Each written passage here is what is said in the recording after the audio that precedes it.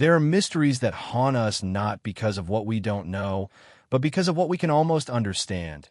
Stories that hover just at the edge of comprehension, like shadows cast by a flickering flame. The case of Yuba County Five is one such mystery, a puzzle that has tormented investigators, families, and true crime enthusiasts for nearly half a century. Picture this. It's February 24th, 1978, in Yuba County, California. The evening air carries the crisp promise of late winter, and five friends are buzzing with excitement. Gary Mathias, 25, the group's unofficial leader. Jack Madruga, 30, known for his gentle nature and love of cars.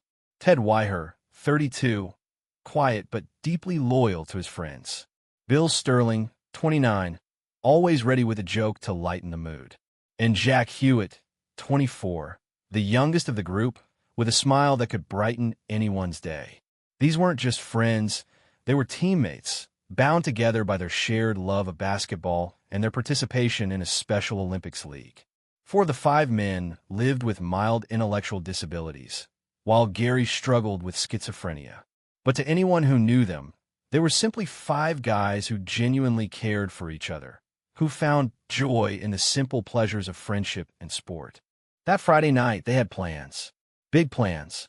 There was a college basketball game at Chico State University, about 50 miles from home, and they were determined to attend. Not just for the love of the game, but because they had their own championship match the very next day. They want to scout the competition, to learn, to get inspired. Gary behind the wheel of Jack Madruga's 1969 Mercury Montego, a reliable car that Jack was proud of and trusted completely. The five friends pile in, probably talking excitedly about the game ahead, maybe joking around the way close friends do.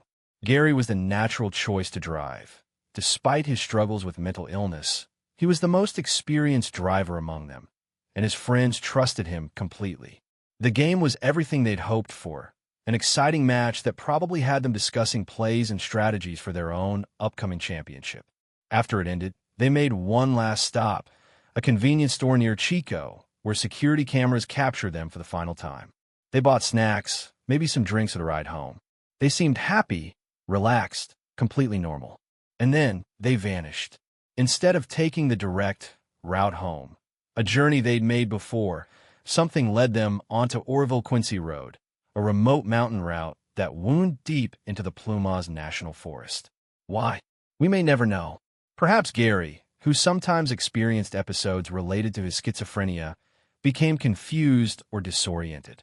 Maybe they thought they were taking a shortcut, or perhaps something else entirely drew them into those dark mountains. For days, their families waited. These were grown men, yes, but they were also beloved sons, brothers, friends who checked in regularly, who had routines and responsibilities. When Saturday's basketball championship came and went without them, everyone knew something was terribly wrong. 4 days later, on February 28th, a Forest Service employee made a discovery that would launch one of California's most baffling missing persons cases. There, on a narrow logging road 70 miles from where the five friends should have been, sat Jack's Mercury Montego. The scene was eerily peaceful. The car was stuck in shallow snow, but it was completely operational. The keys dangled from the ignition. The gas tank was half full. There were no signs of struggle, no broken windows, no evidence of foul play. Fresh footprints led away from the vehicle, heading up into the forest, but a recent snowstorm had erased any trail beyond a few hundred yards. It was as if five friends had simply decided to abandon their warm, working car and walk into one of California's most unforgiving wilderness areas in the middle of winter. For months, search teams combed the forest. Volunteers, law enforcement, and family members spent countless hours calling their names into the silent woods. As spring arrived and the snow began to melt, the forest slowly revealed its secrets. June 1978 brought the first heartbreaking discovery. Bill Sterling and Jack Madruga were found in the woods, their bodies telling the story of men who had died from exposure to the brutal mountain winter. Days later, Jack Hewitt's remains were discovered nearby. But it was the fourth discovery that would deepen the mystery rather than solve it. 12 miles from the abandoned car, Tucked away in the forest stood a U.S. Forest Service trailer, a remote shelter stocked with food, fuel, and warm bedding. Inside, investigators found Ted Wire. Ted had survived for 8 to 12 weeks in that trailer. Think about that for a moment. 8 to 12 weeks. He had outlived his friends by months, had somehow made it through the worst of winter. But when they found him, he was wrapped in bedsheets, having died of starvation and hypothermia. Here's what makes Ted's fate so haunting. The trailer was filled with supplies. Canned food lined the shelves. There was fuel for heat, warm blankets, and bedding. Yet Ted had apparently used none of it. The food remained unopened. The heater sat unused. It was as if he had been afraid to touch anything, as if something had kept him from using the very resources that could have saved his life. Most puzzling of all, beside Ted's body, investigators found a pair of shoes. Gary Mathias's shoes. Gary, the friend who had driven them into these mountains, had apparently survived even longer than Ted. But Gary himself was nowhere to be found, and despite extensive searches, he has never been discovered. What happened in those mountains? Why did 5 friends abandon a perfectly good car? Why did Ted, who had survived so long, apparently refuse to use the supplies that could have kept him alive? And where is Gary Mathias? Over the decades, theories have emerged, each attempting to make sense of the senseless. Some believe the men simply panicked when their car got stuck, that their intellectual disabilities prevented them from making rational decisions. But their families have always pushed back against this explanation, insisting that while their loved ones faced challenges, they were perfectly capable of basic survival. Others suspect foul play. There were reports of local bullies who had harassed the group before. Some investigators believe the men may have been forced from their car, perhaps threatened or chased into the forest. But no evidence of violence was ever found. The most haunting theory centers on Ted's time in that trailer. If he had supplies, but was afraid to use them, what was he afraid of? Some believe he may have been hiding from someone or something, too terrified to light a fire or open food, slowly starving rather than risk revealing his presence. In recent years, the case has gained new attention. Podcasts have dissected every detail. Netflix featured their story in a documentary series. Books have been written, theories proposed, but the forest keeps its secrets. The families, now decades older, still seek answers.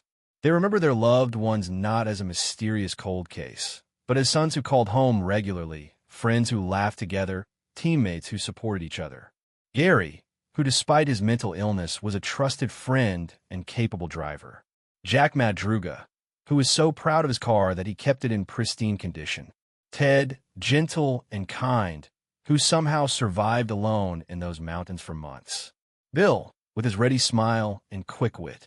And young Jack Hewitt, whose brother Tom still fights for answers, convinced that somewhere in the classified files and botched investigations lies the truth about what really happened. Today, the Plumas National Forest stands as beautiful and mysterious as ever. Hikers and campers still visit the area where 5 friends disappeared on a February night in 1978. Sometimes, when the wind moves through the trees just right, you might imagine you can hear echoes of their voices. 5 friends who went to watch a basketball game and instead walked into one of America's most enduring mysteries. Gary Mathias, if he somehow survived, would be in his 70s now.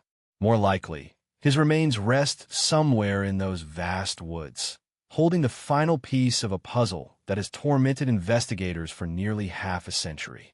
The Yuba County Five remind us that sometimes the most ordinary moments, friends going to a game, the simple joy of shared enthusiasm, can transform without warning into something beyond our understanding. They remind us that there are still places in this world where people can vanish completely, where questions outnumber answers, and where the only witnesses are the silent trees and the endless sky. Their story waits, frozen in time like the mountain snows that first hid their fate, for someone, someday, to finally bring them home. If you enjoyed this twisted tale, don't let your subscription fail. Hit that button and join us for more strange and disturbing stories.